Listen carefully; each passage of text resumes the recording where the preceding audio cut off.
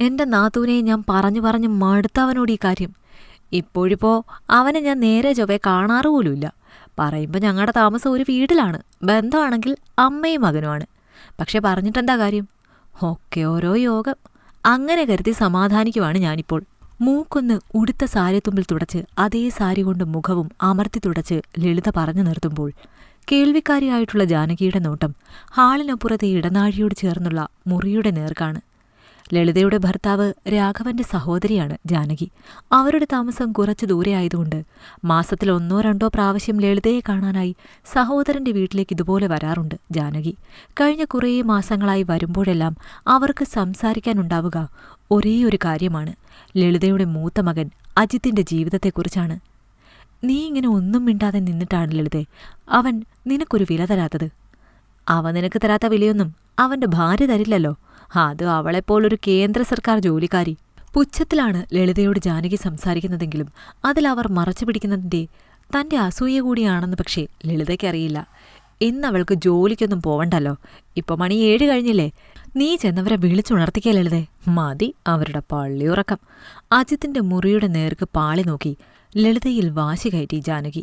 അത് നാത്തൂനെ, ആ പെണ്ണിന്നലെ രാത്രി ഒത്തിരി വൈകിയാ വന്നത്. കിടക്കാനും ഒരു നേരമായിട്ടുണ്ട്.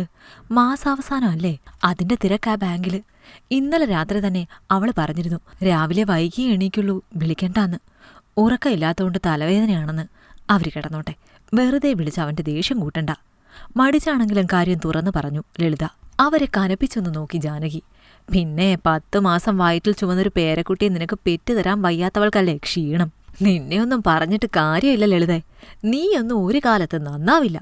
മുഷിപ്പോടെ ലളിതയോട് പറഞ്ഞ് അജിത്തിന്റെ റൂമിന് നേർക്ക് ജാനകി നടന്നതും അവരിത് എന്തിനുള്ള പുറപ്പാടാണെന്നൊരു ചിന്തയോടെ അവരെ നോക്കി നിന്നു ലളിത.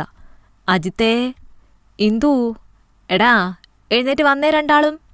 അജിത്തിന്റെ മുറിവാതിക്കൽ തട്ടി ഉറക്കെ വിളിക്കുന്ന ജാനകിയെ പരിഭ്രാന്തിയോടെ നോക്കി ലളിത.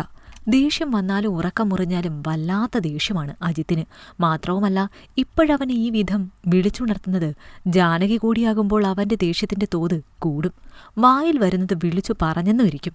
ഓരോന്നോർത്തതും അഹിതമായി ഒന്നും ഉണ്ടാവരുതേ അവർക്കിടയിലെന്നും മനസ്സറിഞ്ഞു പ്രാർത്ഥിച്ചുപോയി ലളിത.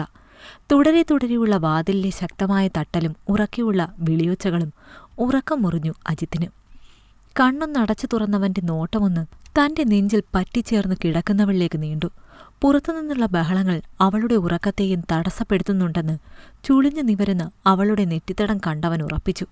അപ്പച്ചിയുടെ ഈ ഭ്രാന്ത് ഞാൻ ഇന്ന് തീർത്തു തരും. ഞൊടിഞ്ഞവൻ കിടക്കവിട്ട് എഴുന്നേറ്റതും കൂടെ എഴുന്നേറ്റു ഇന്ദുവും. നീ കിടന്നോ, മണി 7 ആവുന്നേ ഉള്ളൂ, ഞാനിപ്പോ വരാം. ഒപ്പം എഴുന്നേറ്റവളെ തിരികെ കിടക്കയിലേക്ക് തന്നെ കിടത്തി എഴുന്നേറ്റ് വാതിൽ വലിച്ചു തുറന്നു അജിത്ത്. എത്ര നേരമായടാ ഞാൻ വിളിക്കുന്നു. നീ നിന്റെ ഭാര്യ എന്താ ചത്തുറങ്ങുമായിരുന്നു അകത്ത്? തനിക്ക് മുന്നിൽ നിൽക്കുന്നവന്റെ മുഖത്തെ ദേഷ്യം അറിഞ്ഞിട്ടും അതൊന്നും ഗൗനിക്കാതെ അവനോട് ചോദിച്ചകത്തെ മുറിയിലേക്കൊന്ന് കണ്ണെത്തിച്ചു അവർ. അത് കണ്ടതും പാതിവാതിക്കൽ ചാരി അവരുടെ കാഴ്ചയ്ക്ക് മുന്നിൽ തടസ്സമായി നിന്നു അജിത്ത്. ഞങ്ങളുടെ കിടപ്പുമുറിക്കുള്ളിലേക്ക് എത്തിക്കുത്തി നോക്കി കാഴ്ച കാണാനാണോ അപ്പച്ചി എന്നെ രാവിലെ തന്നെ വിളിച്ചെഴുന്നേൽപ്പിച്ചത്? ആണെങ്കിൽ അപ്പച്ചിക്ക് ഈ പ്രായത്തിൽ കാണാൻ പറ്റിയ കാഴ്ചകളൊന്നും ഞങ്ങളുടെ ബെഡ്റൂമിലില്ല. അപ്പച്ചി ചെല്ല്. അവരിൽ തന്നെ നോട്ടം ഉറപ്പിച്ച ശബ്ദം കടുപ്പിച്ച് അജിത്ത് പറഞ്ഞതും അവന്റെ ചോദ്യത്തിലും മുഖഭാവത്തിലും നന്നായി തന്നെ വിളറി ജാനകി. ഹോ, പിന്നെ നിന്റെ ഭാര്യയുടെയും കിടപ്പുമുറിയിലേക്ക് ഒളിച്ചു നോട്ടമാണല്ലോ എന്റെ പണി. ഇനി അഥവാ ഞാനൊന്ന് നോക്കിയാലും എനിക്ക് കാണാൻ പാടില്ലാത്ത കാഴ്ചകളൊന്നും അതിനകത്തുണ്ടാവില്ല. അതിനുള്ള ആണത്തൊന്നും നിനക്കില്ലട ചെക്ക. ഉണ്ടായിരുന്നേ നിന്റെ ഭാര്യ ഇപ്പോ 1-2 പെറ്റേനെ. ഏതു നേരവും മുറിയടച്ച് കെട്ടിപ്പിടിച്ചിരുന്നിട്ടൊന്നും കാര്യമില്ലടാ. പെണ്ണിനെ പ്രസവിപ്പിക്കാൻ ആണിനും പെണ്ണിന് പ്രസവിക്കാൻ ഭാഗ്യവും വേണം, കഴിവും വേണം. നിനക്ക് നിന്റെ ഭാര്യയ്ക്കും അങ്ങനെ ഒരു കഴിവും ഭാഗ്യവും ഇല്ല. നിന്റെയൊക്കെ അഹങ്കാരത്തിന് ഈശ്വരൻ തന്ന ശിക്ഷയാ അത്. നിന്റെ ചന്തവും ജോലിയും കണ്ട് ഞാൻ എൻ്റെ മോളെ നിനക്ക് തന്നിരുന്നേൽ അവളും ഇപ്പോൾ നിന്റെ ഭാര്യ മച്ചിയായി നിൽക്കുന്നത് പോലെ ഇവിടെ ഇങ്ങനെ നിന്നേനെ. കഴിവ് കെട്ടവനെ. നന്നായി നീ എൻ്റെ മോളെ ഒന്ന് വേണ്ടാന്ന് പറഞ്ഞത്. നിന്റെ കല്യാണം കഴിഞ്ഞ എൻ്റെ മോക്കിപ്പോൾ 2ാമതും വിശേഷമുണ്ടടാ, അറിയോ നിനക്ക്? ഒരൊറ്റ ശ്വാസത്തിൽ മനസ്സിലുള്ളത് മുഴുവൻ പുറത്തേക്ക് ജാനകി കുടഞ്ഞിട്ടപ്പോൾ ഞെട്ടി കണ്ണുമിഴിച്ചുപോയി ലളിതയാണ്. കഴിഞ്ഞ 3 വർഷമായി അജിത്തിന്റെ കല്യാണം കഴിഞ്ഞിട്ട് അന്നു മുതൽ ഇന്നുവരെ നാത്തൂനറിയേണ്ടത് അജിത്തിന്റെ ഭാര്യയ്ക്ക് വിശേഷമുണ്ടോ എന്നാണ്. സഹോദരന്റെ മകനോടുള്ള അവരുടെ കരുതലായിട്ടേ ഇന്നുവരെ അതിനെ കണ്ടിട്ടുള്ളൂ. പക്ഷേ ഇപ്പോഴാണ് അവരുടെ മനസ്സിലെ വിഷം മനസ്സിലാകുന്നത്. തന്റെ സങ്കടങ്ങളിൽ സന്തോഷിക്കുന്ന മനസ്സാണ് അവരുടേതെന്ന് തിരിച്ചറിയുന്നത്. അവരെ അകറ്റി നിർത്താൻ അജിത്ത് പറയുന്നത് എന്തിനാണെന്ന് മനസ്സിലാകുന്നത്. അവരുടെ നിറകണ്ണുകളോടെയുള്ള ദയനീയമായ നോട്ടം മകനെ തേടി ചെന്നതും കണ്ടു. തന്നെ നോക്കി നിൽക്കുന്നവനെ. അമ്മയിൽ നിന്ന് നോട്ടം പിൻവലിച്ച് തനിക്കു മുന്നിൽ വിജയിച്ചെന്ന പോലെ നിൽക്കുന്ന ജാനകിയെ ഒന്ന് നോക്കി അജിത്ത്. കണ്ടവർക്കൊപ്പം ഊരുചുറ്റി നടന്ന നിങ്ങളുടെ മകളെ എനിക്ക് ഭാര്യയായി വേണ്ടെന്ന് ഞാൻ പറഞ്ഞതിന്റെ ദേഷ്യം നിങ്ങളിൽ എന്നോടുണ്ടെന്നെനിക്കറിയാം. പിന്നെ നിങ്ങളുടെ മകളുടെ രണ്ടാമത്തെ ഗർഭം അവളുടെ പോലെ ഒരുത്തിക്ക് ആകെ ചെയ്യാനറിയാവുന്നത് അത് മാത്രമാണ്. പക്ഷെ എന്റെ ഭാര്യയ്ക്ക് അത് മാത്രമല്ല അറിയുക, അവളെക്കാളേറെ കഴിവുകളുണ്ട്. അതിന്റെ തിരക്കുകളും അത് നൽകുന്ന സന്തോഷങ്ങളിലുമാണ് ഞങ്ങളിപ്പോ.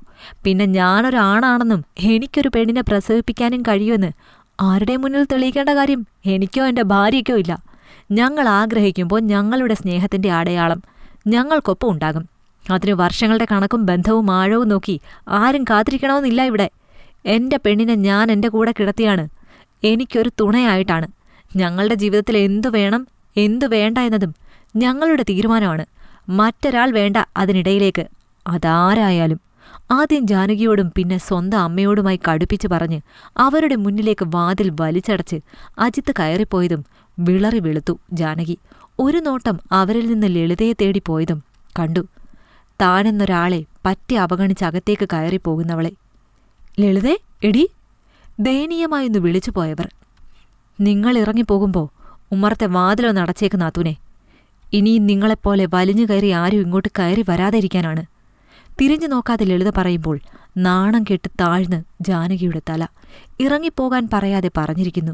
ഒരുപാട് ശാപങ്ങൾ ആ വീടിനും വീട്ടുകാർക്കും നൽകി അവരാ വീടിന്റെ പടിയിറങ്ങിപ്പോകുമ്പോൾ തന്റെ നെഞ്ചിലെ ചൂടിലേക്ക് വീണ്ടും പതുങ്ങിക്കൂടി വന്നവളിലേക്ക് വീണലിഞ്ഞു തുടങ്ങിയിരുന്നു അജിത്ത്. അവരിരുവരും ആ നിമിഷം ഒരു കുഞ്ഞിനെ വല്ലാതെ ആഗ്രഹിച്ചു പോയതിനാലാവും അവരുടെ പ്രണയജീവിതത്തിന്റെ ശേഷിപ്പുമായൊരു കുഞ്ഞു ജീവൻ അവർക്കിടയിലേക്ക് യാത്ര തുടങ്ങിയ നേരം.